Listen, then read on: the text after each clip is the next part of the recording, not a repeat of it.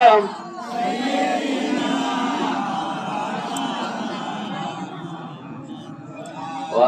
آله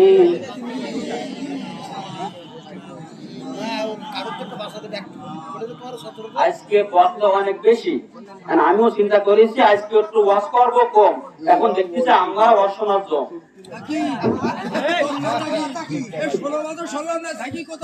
কথা বলেন ঠিক কিনা? সম্মানিত বন্ধুগণ, আমার বাংলার জমিনে সেরেকার বিরাট দিয়ে পড়ে গেছে, কথা বলেন ঠিক কিনা? আমি ঢাকায় গিয়েছিলাম, আমার তো ঢাকা নবাবগঞ্জে, ওখানে গেছে কি ওখানে এক বিড়িয়া, ওখানে এক বাবা আছে, হজ বাবা। কি বাবা? হজ বাবা। নারী পুরুষ একসঙ্গে আছে। আমি বললাম ভাই এখানে কি হচ্ছে? এখানে হলো পীর সাহেব, পীর সাহেবের নাম হলো হজ বাবা। সে আবার কি, মানুষ কষ্ট করে মক্কা মদিনায় হজ করতে যায়, আমাদের বাবা মাটি দিয়ে মুক্তি বানাইছে, মক্কা মদিনায় হজ করতে যাওয়া লাগবে না, এই জায়গায় এসে এই কাবাকে 7 বার বললে সে আলহাজ হয়ে যাবে। বলুন নাউজুবিল্লাহ। এরকম পুরানগার পীরকে ফিরে করার কথা বলেন ঠিক কিনা? পুরানগারের জায়গা বাংলার জমিন হবে না, কথা বলেন ঠিক কিনা? গোপালগঞ্জে গিয়েছিলাম মাহফিলে, যাইয়া দেখি ওখানে গেছে কি এক ভিড়ে বাবা। কি বাবা? যেমন বুড়ি খাবার খাইছে, ওর নাম হয়েছে বুড়ি বাবা। বললাম ভাই আমাদের বাবার কাজ যে সমস্ত নারীদের বাচ্চা হয় না, আমাদের বাবা একটা বুড়ি বুড়ি দেবে, সেই বিড়ি ওই নারী খাবে, তার বাচ্চা হয়ে যাবে। এরকম ভণ্ড পীর আছে না নাই? শুধু ওয়াজ করলে হবে না, ওয়াজ আমল করতে হবে, কথা বলেন ঠিক কিনা? ওয়াজ আর আমল হচ্ছে না। বেশ নাই মাহফিলে বলি, এক মুরব্বী গিয়েছে একজনের বাড়ি, এক বেকারি গিয়ে বলতেছে মা খাইনি মাত্র 3 দিন, কিছু খাইলে আমাকে দেন।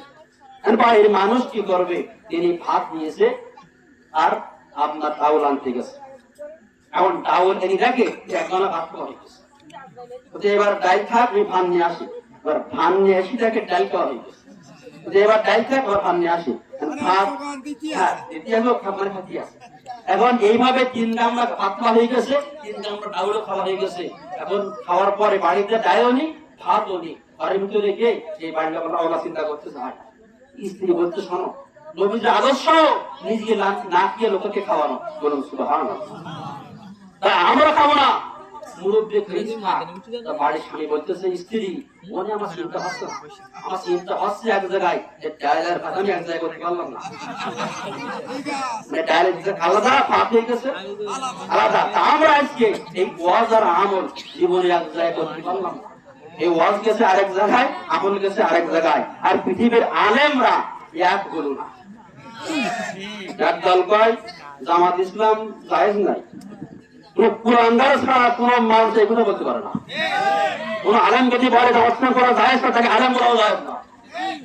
কোন আলেম তাদের সাথে বস করতে পারে, যারা পৃথিবীর মধ্যে ওই আলেম, ওই বক্তা, ওই পীর, আল্লাহ জান্নাত নির্ধারিত, সেই জান্নাত যে মানুষগুলো কোরআনের মাহফিলে জীবনের মায়া ছেড়ে জব করে, কথা বলেন ঠিক কিনা? এখন সব গোল আলো আলেম। আলেম কয় প্রকার? 3 প্রকার। এক প্রকার হচ্ছে সরকার, সরকারি পক্ষে যা আছে সব জায়েজ, বিড়ি খাওয়াও জায়েজ, ভোট চুরি করাও জায়েজ। কাউন্সিল এক বক্তা যে বলতেছে হাসিনা ভোট চুরি করলেও ইমানদার মানে আমরা করে থাকি না, হ্যাঁ। এই জন্য এখনো আপনার সরকারি নাকি সরকার আর সরকারি মানে সব পাবে, এতেও আছে ওতেও আছে।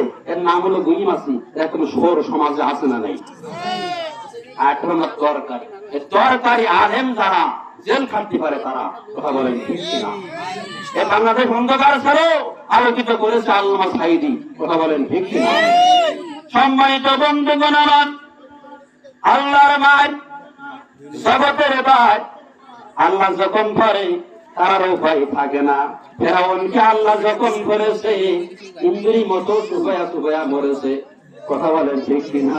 নমরুদকে আল্লাহ যখন করেছে সংসদে ফেলায় আল্লাহ দুটার বাড়ি খাওয়াইছে। বাস্তব প্রমাণ সুরাতে হাসিনাকে আল্লাহ যখন ধরেছে দুপুরে ভাত খাওয়ার পর্যন্ত সময় পাই নাই। কথা বলেন ঠিক কিনা? আল্লাহর মার জগতের বার আমার আল্লাহ ধরে না, কিন্তু ধরলে আর ছাড়ে না। কথা বলেন ঠিক কিনা? সমাজের মধ্যে কুকুরের রক্তের মূল্য দিয়েছিল, ছাগলের রক্তের মূল্য দিয়েছিল, গরুর রক্তের মূল্য দিয়েছিল, কিন্তু এই সমাজে আলেমের রক্তের কোনো মূল্য ছিল না। কথা বলেন ঠিক কিনা? মুসলমানদের রক্তের কোনো মূল্য ছিল না। যে দেশে